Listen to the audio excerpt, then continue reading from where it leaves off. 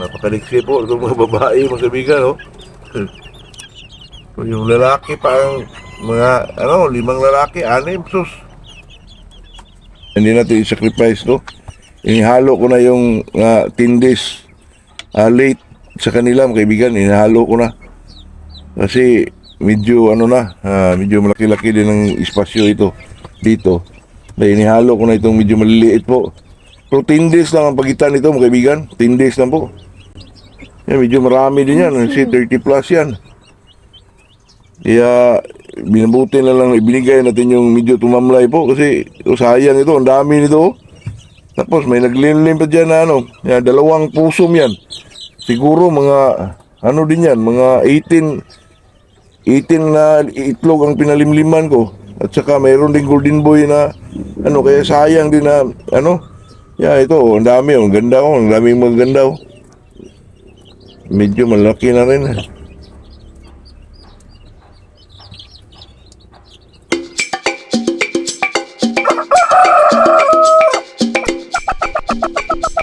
Good day sa ating lahat. Nandito na naman tayo sa ating channel na Markado Official po. Bago tayo mag-umpisa, mga kaibigan, shout out muna tayo kay Arayat Gapan, Bacolod City, Uyong Pelicano, San Mateo Rizal, Rolando Cabrera, Alaska, USA. Good morning sa ating lahat po. Ito naman channel natin na Markado Official, mga kaibigan, ay talagang din tayo, puro manok, kaibigan, tip, makatulong sa mga baguhan. Yung lang naman, kondisyon, pag-alaga ng sisiw. Ang sisiw ko ay napakalungkot po, ay 5 lalaki ay binigay ko na dito sa malapit lang sa amin kasi medyo tumamlay. Ayoko na yung ganun, kaibigan, kasi ang dami nating sisiw, baka mag-suffer pa yung ngayon, mga kaibigan, ay bakuna tayo ng B1B1. Baka mayroon silang, kasi doon sa dito sa amin, mga kaibigan, pag nili tayo ng B1B1, wala akong 2-in-1 katulad dyan sa Luzon na mayroong B1B1 plus gumburo. Parang 2-in-1 lang, kaibigan.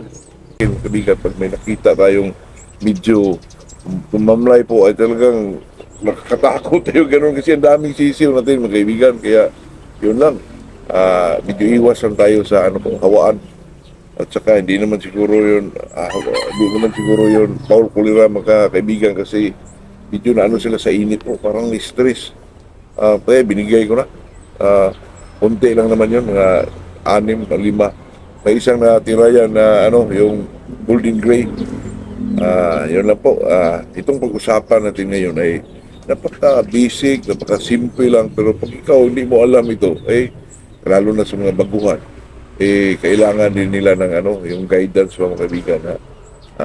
Kasi ang daming tanong sa isip, katulad ko rin dyan dati, lalo na sa mga injectables. Napakasimple lang yan, basic lang, pero pag di mo alam, mahirap din. Itong mga kaibigan, pag mag-inject, kailangan ba talaga paliguan? Or kung magpaligo man, before or after?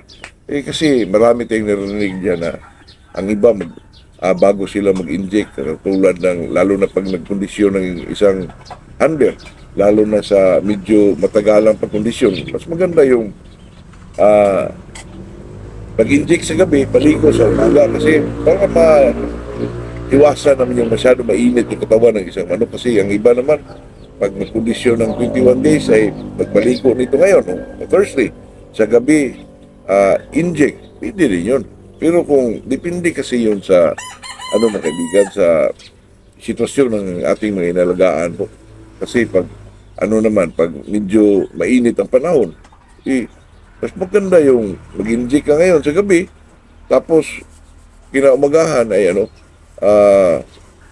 magpaligo ka. Ang dami kasing tanong, mga kaibigan, nga daw, pwede ba daw mag-inject? Ano ba talaga, sakto sa araw o sa gabi mag-inject?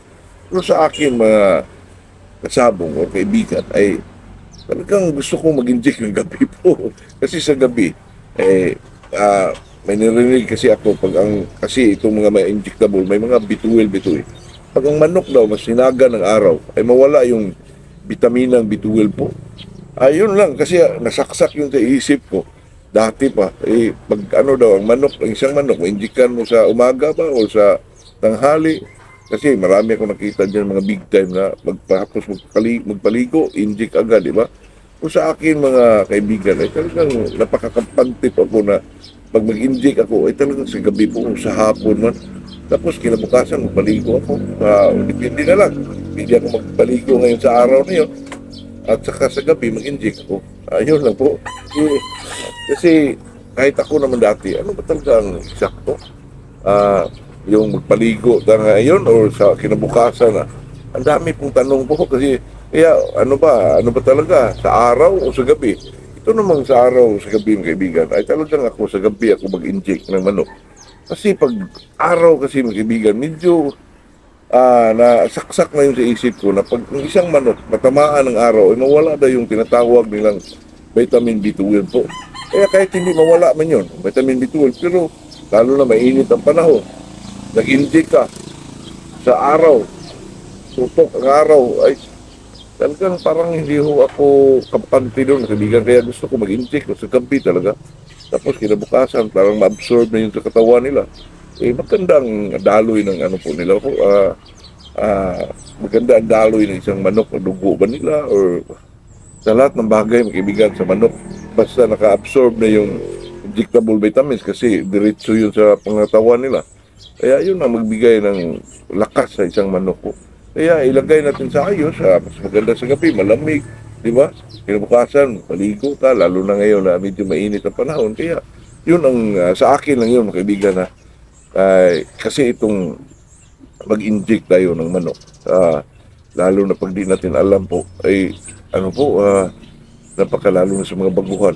Basta may laman, inject. Kasi po, 1 inch yan, dito sa pinakadulo ng ano, tapos mag-ano ka ng 1 inch mga kaibigan, ayun ang turukan mo. Malaman mo naman yan kasi malaman yung ano eh. Pero yung iba dito sa pakpak, pero hindi ako mag-inject yan kaibigan kasi baka matama tayo ng kung anong ugat yan ako. Buti na lang siguro kung veterinaryo tayo, ay tayo naman dito ay ano lang, talagang ano lang tayo mga kaibigan, sundog-sundog. Kopya-kopya mga kaibigan ba, sa mga big time po. Gaya-gaya. Yun lang naman talaga ang pinaka-the best na gawin natin bilang isang pobreng magmamanok po.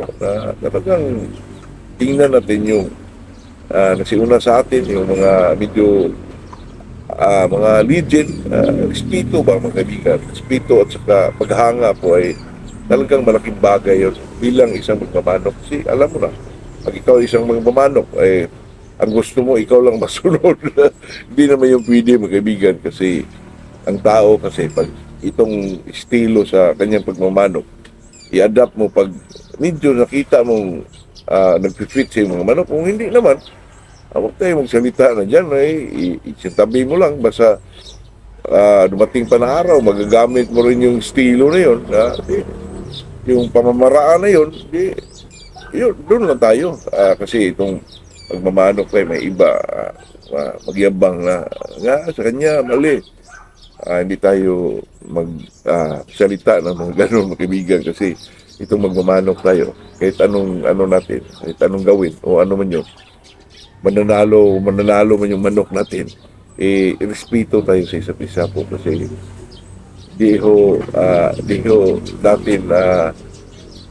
natin maano makabigan, mapidik ang mangyayari kasi pag masyado tayong confident sa sarili na alam na natin tapos maano tayo ay parang mahiya naman tayo dyan mga kaibigan kasi lalo na itong mga medyo bata-bata pa advice ko lang sa kanila na pag magmamanok tayo hindi tayo magyabang kasi itong manok mga kaibigan na masyadong magaling pag mayabang natin tapos pustahan natin ng malaki yun pa matatalo mga kaibigan, di ba?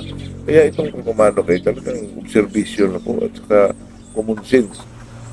Lahat ng manok kahit gaano kagaling matatalo pa rin kung hindi naman matatalo wala nang kumakasa sa iyo sa bungal.